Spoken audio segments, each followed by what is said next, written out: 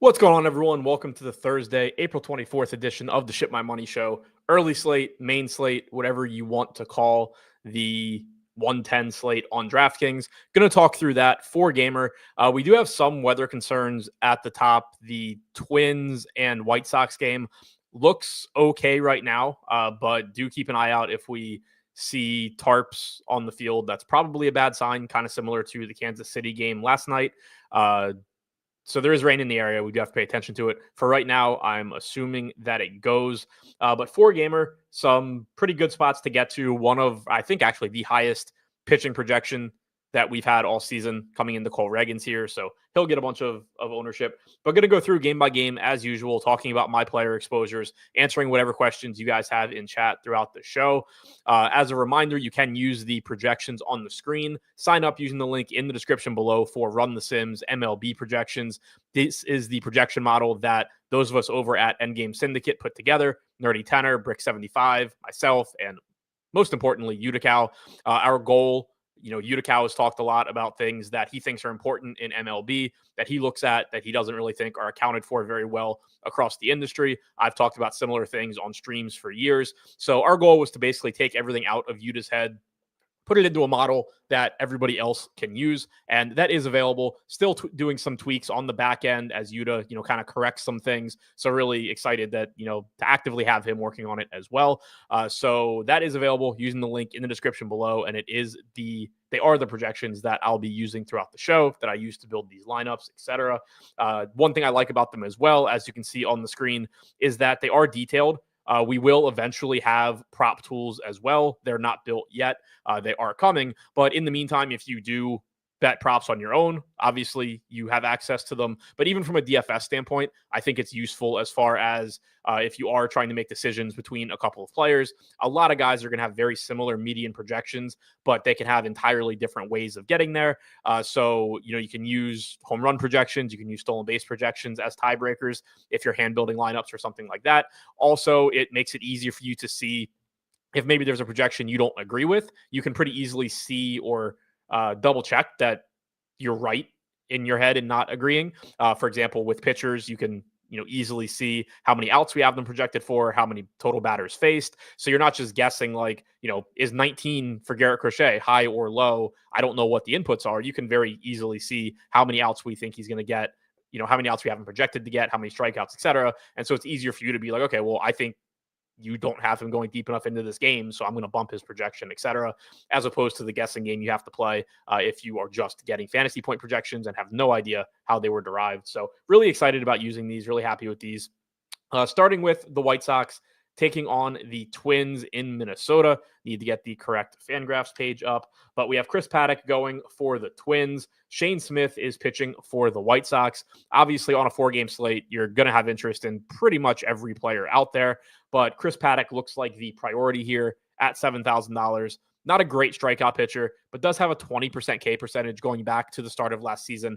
And most importantly, obviously has a very good matchup here against the White Sox. Arguably the worst team in baseball. Third highest strikeout percentage against right-handed pitching on their active roster since the start of last season. 75 WRC plus against right-handed pitching is dead last in Major League Baseball. So very good spot for Paddack, who himself is basically an average pitcher, or even below average pitcher, but certainly not as bad at pitching as the White Sox in the aggregate are at hitting. Also has a 23.8% strikeout percentage against right-handed hitters since the start of last season, only 16.5% against lefties. So he is somebody that has pretty drastic strikeout splits. You have a predominantly right-handed lineup overall for the White Sox. It is lefty heavy towards the top. 3 lefties total, including the switch hitter Edgar Caro. 3 lefties total in the lineup. They are all stacked in the top 5, but overall you have 6 total right-handed hitters. So it is a spot where if Paddack can navigate his way through the top / middle of the order, he is likely to be able to rack up some strikeouts toward the bottom. Obviously, you would prefer the righties be at the top because he's going to face them more often, but just the factor in the lineup is still a bump. Wald said, seems like weather in this game is pretty concerning. Yeah, I mentioned that at the top. This game does have weather concerns. My assumption right now is that it goes. If they start in delay, obviously it gets a lot riskier. Seems like one of those games where there's just going to be rain in the area. There's going to be some showers, you need them to decide they're going to play through it, it looks like. So if they do start in a delay, that would certainly be concerning. But for right now, we don't have that. So I'm assuming they're going to just play through until I hear otherwise. So Chris Paddack looks like the priority pitching-wise here. He's getting about 27% projected ownership. He'd be in about 37% of my lineups if the slate started right now. On the other side, Shane Smith, 6K price tag. He's cheap, 11.5 fantasy point projection. Not somebody that would typically be standing out on a normal size slate, but on a 4-gamer, you're going to have some interest just as a value play. The Twins probably will get some ownership as well. They have a near 5 implied run total. It is actually the highest on the slate, I believe. So you do get some negative correlation going to Smith. Not a spot that I want to get a lot of, not a spot the field's getting a lot of. 7% projected ownership, 12% of my lineups would have him. 16.7% K percentage for him so far this season, just shy of a 5x FIP. Doesn't look very good. The matchup is not ideal. There's nothing that you actually really can say about him to make him look good. It's mostly just, it's a 4-game slate. It's baseball. Shit happens. He's going to be a top 2 scoring pitcher a higher percentage of the time than you probably think. And then when you factor in the value component, it gets even higher. So he's in some lineups, but certainly not any level of a priority here. Would prefer the Twin side if I just have to choose one. And I'm sure that's the case for the field as well. Offensively, starting on the White Sox side, going up against Paddack, Josh Palacios is leading off at 2K flat. So you are getting a nice value bat here. There is a lot of pinch hit risk, and that's something that you'll be able to see in our projections as well. That's something that I like a lot. You can see here we have him with about a 20% chance of being pinch hit for. So not a guarantee that he's going to get pinch hit for or anything like that, but it is a relatively high chance. Still, 2K price tag on a 4-game slate is just going to stand out as far as quality value options go.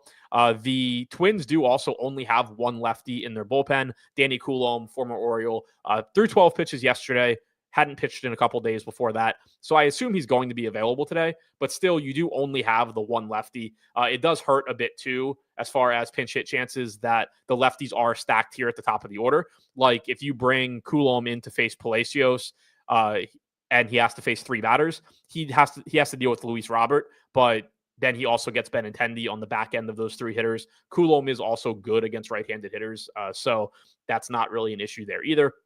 But he is the only lefty they have, so maybe you get lucky. Palacios comes up, 2 outs, nobody on base.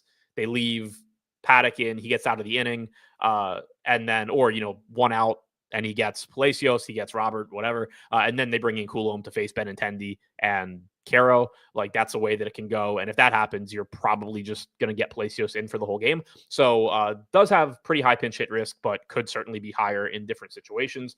Only getting 8% ownership. I'm getting to about 25%. So that's my highest owned guy from the White Sox. And again, I think it's just the value component. You get some negative correlation as well going up against Paddack.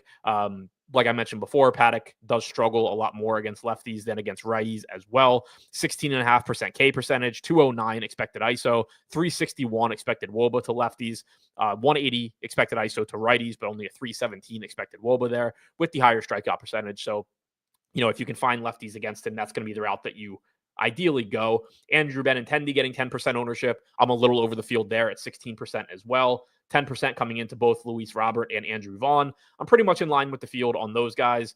And then everybody else, sub 5% or less, with the exception of Edgar Quero. He is getting 11% ownership at 2,900. I only have 2% of him. So it does kind of seem like the field is going to be a little bit more likely to pay down at catcher, go to Quero batting 5th. He has the platoon advantage, obviously, since he's a switch hitter. And I'm probably just turning some of that into Palacios. It's not ideal from a roster construction standpoint, since Palacios is an outfielder, whereas Quero's a catcher. So the opportunity cost is just going to be higher on Palacios, but he is getting a bit less ownership. He is a little bit less expensive. And so that does look like one path that I'm taking to maybe be a little bit contrarian, where I expect the field to save money more with Quero than with Palacios. And so I'm just playing more of the latter. Moving over to the Twin side, they have the better matchup here against Smith, and they are getting quite a bit of ownership, at least 10% ownership projected for every hitter in the Twins lineup Byron Buxton leading the way at 31% projected ownership. I'm getting to about 17% Buxton. So clearly, if you are playing a bunch of lineups here, if you're playing 150, I would expect to be getting to the Twins, even if it's not at quite the same level as the field. It is a good spot against Smith. He hasn't really shown the ability to get outs so far in his young major league career. 191 expected ISO to righties with a 20% strikeout percentage in a very limited sample. 115 expected ISO to lefties, only a 14% K percentage there. So I think clearly the Twins project well. They look good. I would assume in cash games you're getting to plenty of them, but it is a 4-game slate. And so the fact that they do have a lot of ownership coming in, it makes it a spot where I'm getting to them, just not quite as much as the field. 17% Buxton for me, about 11% Keyshaw, where the field's getting 17%. Larnach, 17% projected ownership. I'm getting to about 9. 14% to France. I'm getting to 10. I'm even on the field with 10% Brooks Lee. And then I'm really not getting to a lot of Carlos Correa, Deshaun Kiersey, Edward Julian, Christian Vasquez. So they're all like 5% or less for me. Correa's at 7. So overall across the board, lower than the field on the Twins, but certainly good projections and guys that you can get to if you have other ways to be contrarian within your lineups. Keyshaw, I think, is probably still the best value here at 3,500. So that salary did jump a little bit, but he's just been massively underpriced ever since coming up. He gives you stolen base upside. He gives you stolen base upside. He gives you some power upside. Only about a 7% or 0.07 home run projection, but he does have doubles power. So just projects as a well above average hitter with speed at 3,500 and second base. Again, I haven't built cash lineups, but I would assume that's where you're going in cash. And then one other thing that I will mention, and you can see it on the screen here, 34% pinch hit chance for Julian, 18% for Larnach, 39 for Kiersey. This is probably why I'm not really getting too much of him. But I mentioned it yesterday, and I'm not sure if it came to fruition. I know Larnach homered pretty late in the game, so I don't think that it did. But the White Sox do have a left-handed heavy bullpen. They used 3 of them yesterday. Isert and Schuster each threw 22 pitches. Cam Boozer threw 18. Tyler Gilbert didn't pitch. I assume all of those guys are available again today, or at least most of them are. So it is relatively easy for the Twins to match up. The one thing working in the favor of both Julian and Larnach is the way that the lineup is constructed. If you bring in a lefty to face Julian, like if he's the first batter that lefty faces, that lefty also has to face Buxton and Keyshaw. If you bring him in to face Larnach, they have to face Correa and France. So that does lower their pinch hit risk at least a little bit, but you have multiple lefties in this bullpen, and that does overall increase pinch hit risk a little bit for the platoon guys, the guys that the Twins will pinch hit for. Einsteinium said, do we think they get 9 innings in today? I don't know. If they start this game on time, I assume that they're just playing through rain. That's kind of the way that it looks right now, but definitely a game that you'll need to keep your eye on up till lock. If it starts in a delay, I think I would really be concerned. If it starts on time, you still are running the risk that rain gets heavier than they wanted and they delay or whatever. So there is, rain risk in this game. But right now, to me, it kind of just looks like one of those. I would probably play it and just hope for the best. Unless they start in a delay, then I would be a lot more concerned. Seattle taking on the Red Sox in Fenway. So you get a big park bump here for the Mariners, but they are facing Garrett Crochet. So that's going to mitigate most of your park bump because Garrett Crochet is really fucking good. Obviously, if they were facing him in Seattle, it would be even worse, but really, really tough spot for the Mariners bats. Solid spot to be getting to Garrett Crochet. Pretty much every spot is. He is really good. 19 fantasy point projection is the second highest for us on the slate at $10,300. He's getting 48% projected ownership. I'm getting the 42%. Just looks very good. 34% strikeout percentage since the start of last year is the highest of any pitcher pitching today, whether they're on this slate or not. The next highest is Cole Reagans at 30.3%, who is the only pitcher on this slate that actually is projected higher. 2.52 xFIP for Crochet is the best on the slate as well. Really, really good pitcher. Tough park to pitch in, but outside of that, everything looks good. We know that there is strikeout upside in the Mariners lineup as well. Since the start of last season, they have the 5th highest strikeout percentage against left-handed pitching. They do also have a 115 WRC+, 166 ISO. It's not an easy matchup, and that is why you will see a higher projection for Cole Reagans than you will for Crochet, even though Crochet does have the better strikeout stuff. You have Reagans with still elite stuff and a much better matchup against the god-awful Rockies. But Crochet still looks very good here, and certainly happy to get to him. On the other side, significant park downgrade for Brian Wu going into Fenway. 14% projected ownership. I'm getting to about 9%. He is a good pitcher, doesn't have great strikeout stuff, only a 21.5% K percentage since the start of last year, but he has only walked 3.3% of hitters, so he can work a little bit deeper into games. He's going to be a little bit more pitch efficient when you're not walking guys and you're not striking out a ton of guys. 3.77 xFIP, about 1 home run allowed per 9 innings. But again, this is a significant park downgrade going from arguably the best place in baseball to pitch in Seattle to a very not good place to pitch in Fenway. Not a lot of expected power allowed for him. 101 expected ISO to righties with a 244 expected WOBA. 144 expected ISO to lefties with a 282 expected WOBA. So again, good pitcher, but good park for hitting. So I am getting to a little bit, but I am lower than the field on him. And then slightly lower than the field on Crochet, but pretty much in line between 40 and 50%. Obviously prefer Crochet between the two. Offensively, if you're going to the Mariners, you can make the negative correlation case going up against a 40 to 50% owned Crochet. You can make the park upgrade case. Clearly a lot more home run upside in Fenway than in T-Mobile, but it is also clearly a very difficult matchup. I am getting a bit higher than the field on most of these Mariners bats, though. I think just for the two reasons that I mentioned. In lineups where you don't have Crochet, there's really no reason not to be throwing in at least one or two of these high upside Mariners bats and just trying to make your life a little bit easier, make it a little bit easier to climb the leaderboard, where if you already don't have Crochet, may as well take advantage of it if he doesn't have a very good start. Julio Rodriguez getting 13% ownership along with Dylan Moore, who is leading off 4,300 at second base and third base eligible. They're both getting 12 to 13%. I'm getting 22 to 25%. Cal Raleigh getting 12%. I'm about 2x the field there. Arozarena getting 11%. I'm around 2x the field there. So the guys that I am the most overweight on are the ones that I think you would want to be the most overweight on. Rodriguez, Moore, Raleigh, Arozarena. Moore does come with some pinch hit risk. We have him with a 12% chance of getting pinch hit for, but he is leading off. He is, a solid hitter, has some stolen base upside as well. So the top four in the lineup, I'm pretty much 2x the field across the board. And then you get to Mitch Garver batting fifth at 2,600. I'm slightly overweight there. Obviously, you can't play him and Raleigh together, and Raleigh is the bigger priority. Donovan Solano, first base only, 2K flat, getting 6% ownership. I am 2x the field on him. He does also come with pretty significant pinch hit risk. But again, he's 2K flat, and it's just a situation where, obviously I'm probably not really playing him with Crochet. But if I am trying to pay up for Regans, trying to pay up for some bats elsewhere, he can make that easy to do. Rivas, Williamson, Crawford, none of them really getting much ownership. I'm not getting too much of them either. You can see on the screen, we have pretty high pinch hit risks on Rivas in particular as well at 3,200.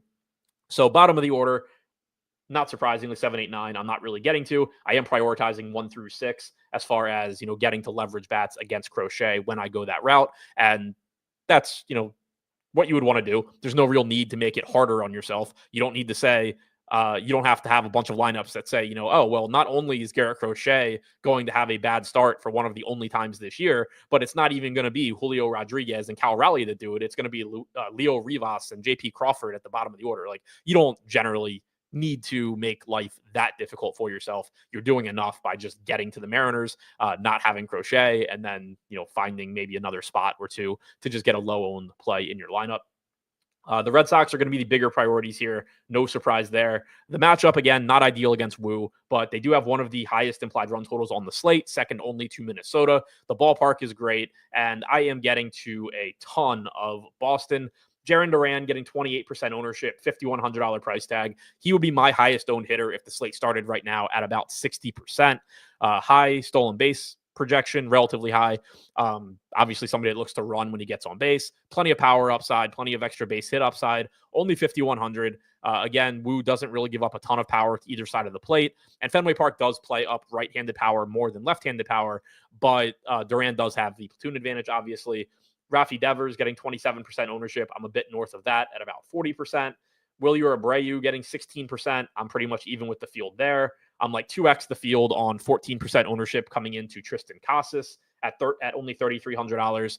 Not a great start to the season for him, but he is talented. He is cheap. Alex Bregman right around the field at 14%.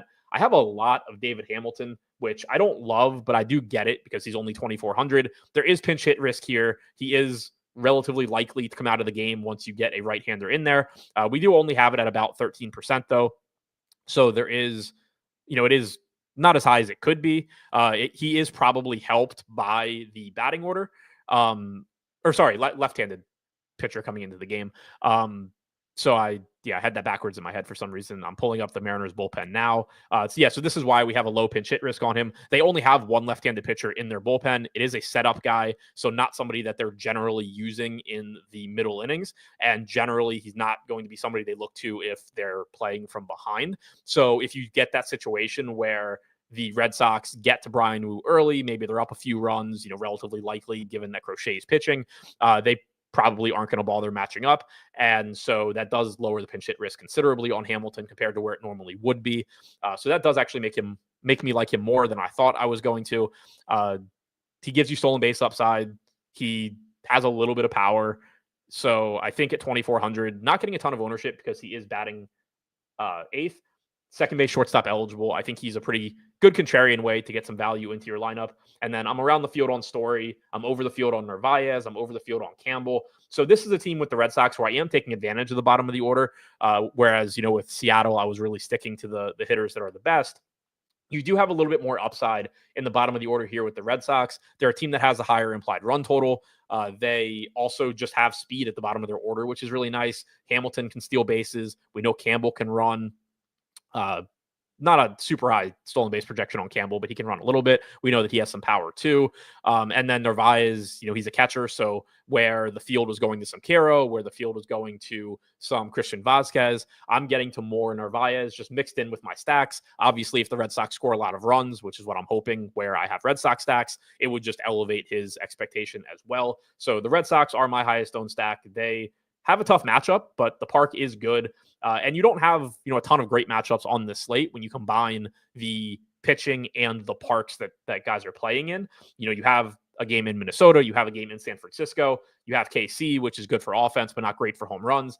Fenway, the only park on this slate that is actually good for home runs. And we know that a lot of DFS upside comes from home runs. Don already touched on that like 5 times.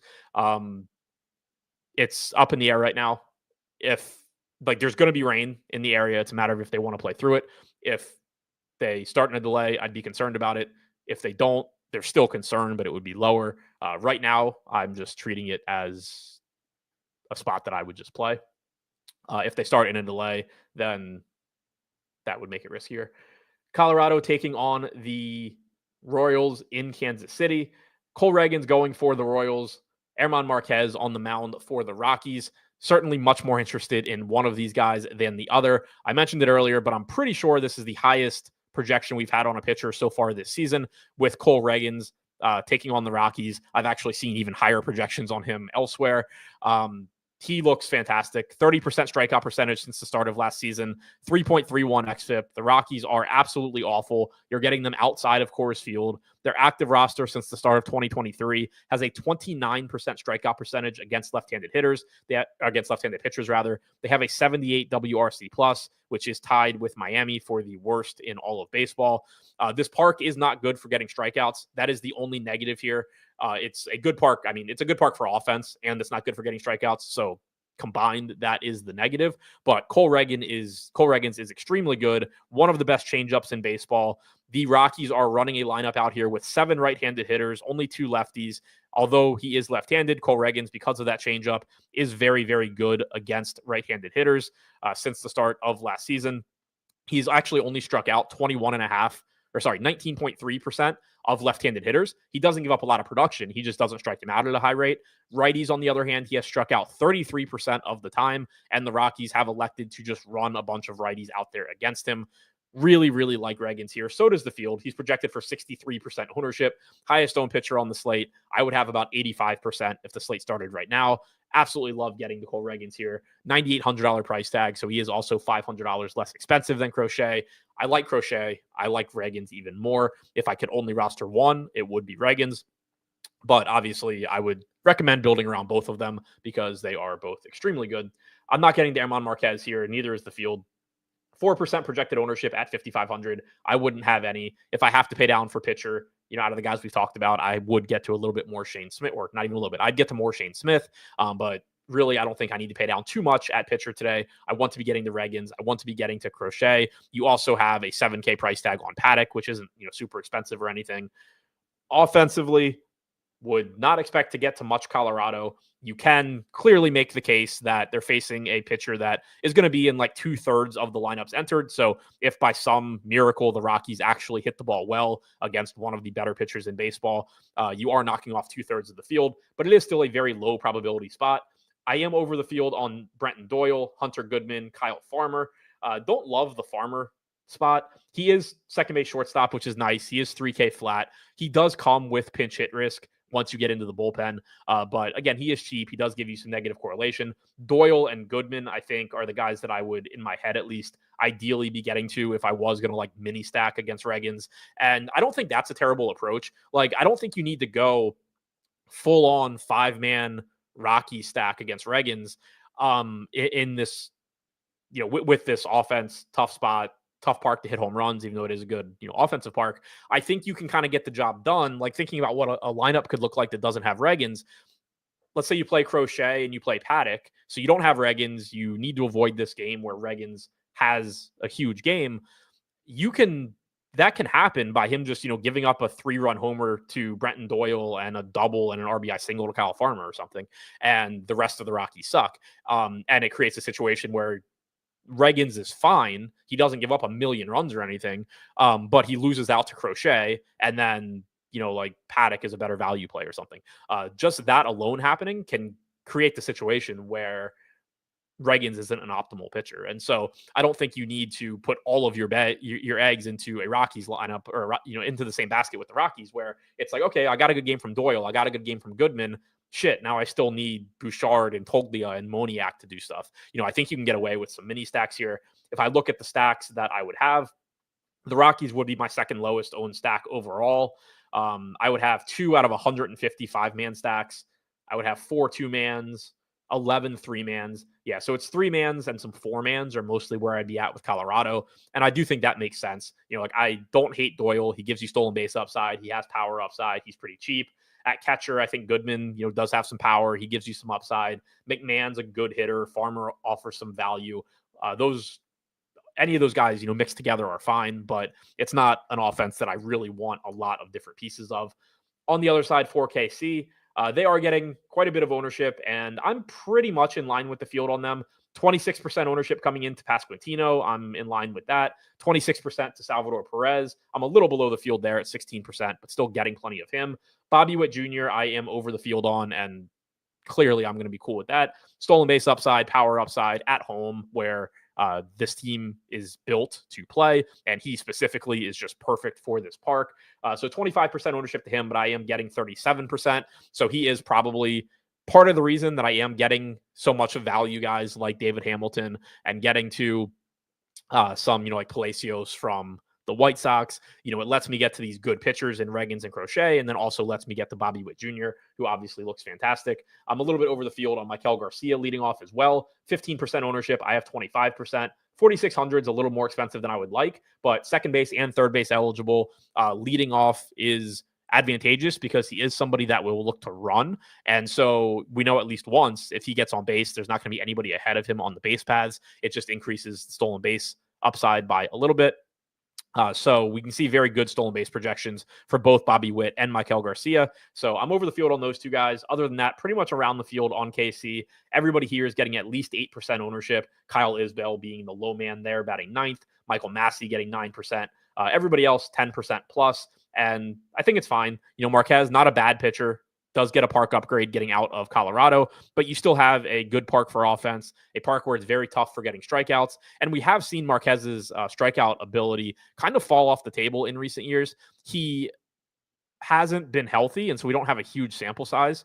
But since the start of 2023, only a 17.5% strikeout percentage against hitters from either side of the plate. If you go back to 2022, the sample size increases a lot. Still only a 19% strikeout percentage against either side of the plate. 189 expected ISO to lefties, 156 to righties. So this is somebody that, when he first came up with Colorado, actually had good strikeout stuff. He's somebody that I'd play pretty frequently, even in Coors Field.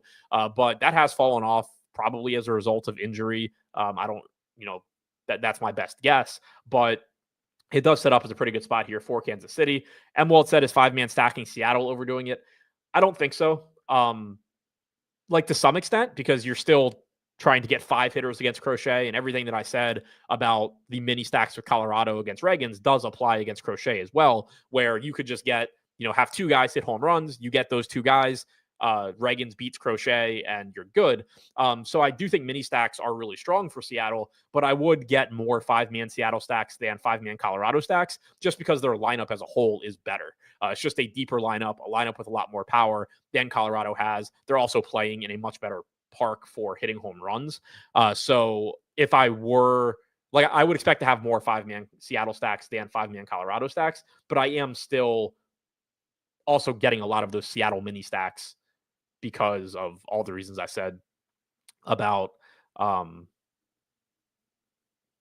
Colorado against KC. I'm not answering any more weather questions on Minnesota and Chicago. Sorry. Milwaukee taking on the Giants in San Francisco. Giants have Landon Rupp on the mound. Brewers have Tobias Myers on the mound. $7,200 price tag on Myers, $8,200 on Landon Rupp.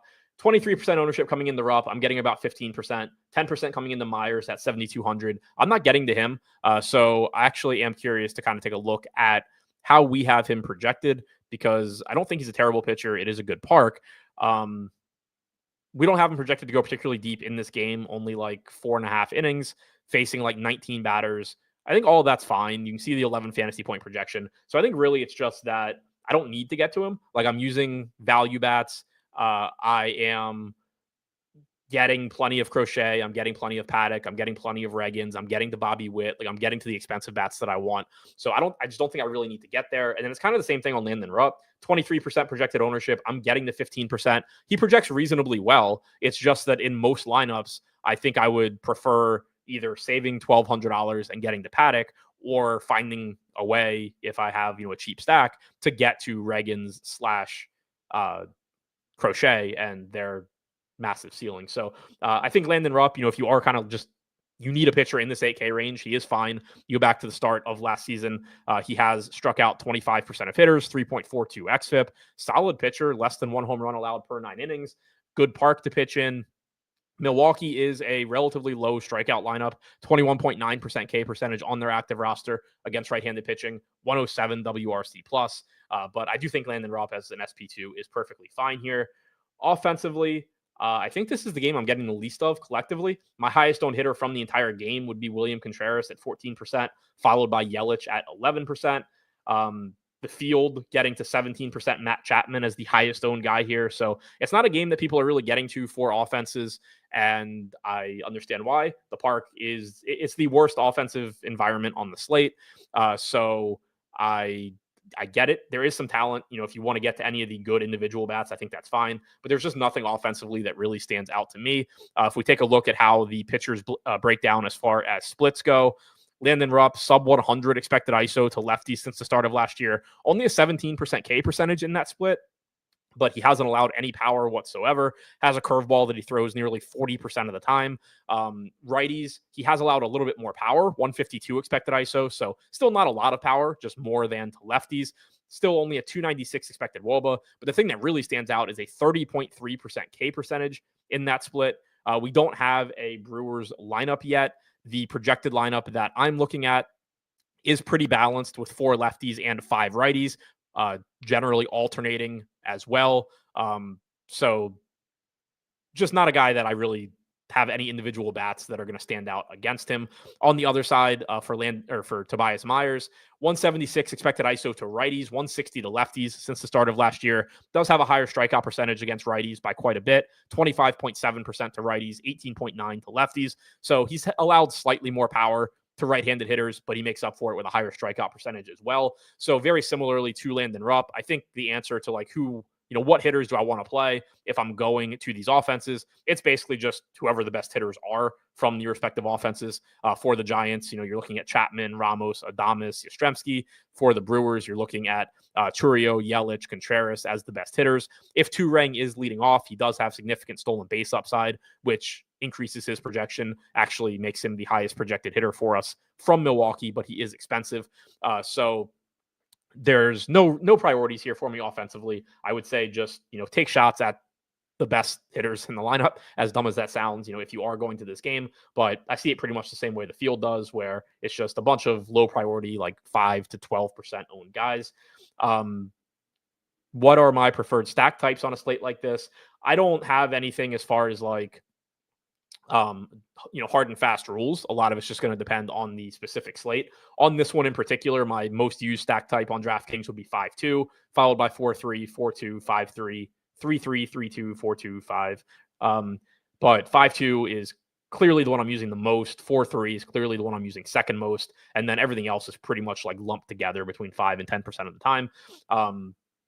So yeah, I don't necessarily think that is always the case on 4-game slates, but on this one in particular, that's how it's shaking out. And I do think it makes sense if you just kind of think about the slate. You have a bunch of offenses that look pretty similar, so that's going to make smaller stacks a little bit more appealing than usual. You have some individual bats that look good where their teams don't necessarily look good, so that is going to make one-offs look a little bit better, make mini stacks look a little bit better, but that's how I'm approaching this one. So to recap, highest owned pitchers: Cole Reagans, Garrett Crochet, Chris Paddock. That is true for me. It's true for the field as well.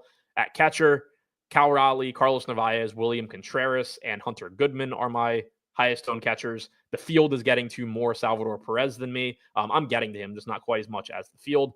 At first base, Tristan Casas, Vinny Pasquantino, Donovan Solano, my highest owned first baseman. For the field, it is Pasquantino, Perez, technically, Kevin Biggio, and France. At second base, my highest owned second baseman are David Hamilton, Dylan Moore, and Christian Campbell. Luke Keeschall, close as well, and he is the highest owned second baseman for the field. At third base, Rafi Devers, Michael Garcia, Dylan Moore. For me, for the field, it is Devers, Chapman, and Garcia. At shortstop, Bobby Witt Jr. is my highest owned, followed by David Hamilton and Trevor Story. For the field, it is Witt, Correa, and Hamilton. And then wrapping things up in the outfield, Jarren Duran, Julio Rodriguez, Josh Palacios, Randy Arozarena, Wilyer Abreu, my top 5. For the field, the top 5 are Buxton, Duran, Larnach, Abreu, and Biggio. So a couple differences there for me, a couple of the same thing. As far as all stacks go, my highest owned are Boston, Seattle, Kansas City. For 5-mans, it is Boston, Kansas City, Seattle. But there is a drop-off from Boston, KC to the Mariners. So that wraps this one up. Thank you for checking out the video. Hopefully you guys have a good slate. Good luck on your lineups, and I'll see you back here again tomorrow for tomorrow's 12 Gamer.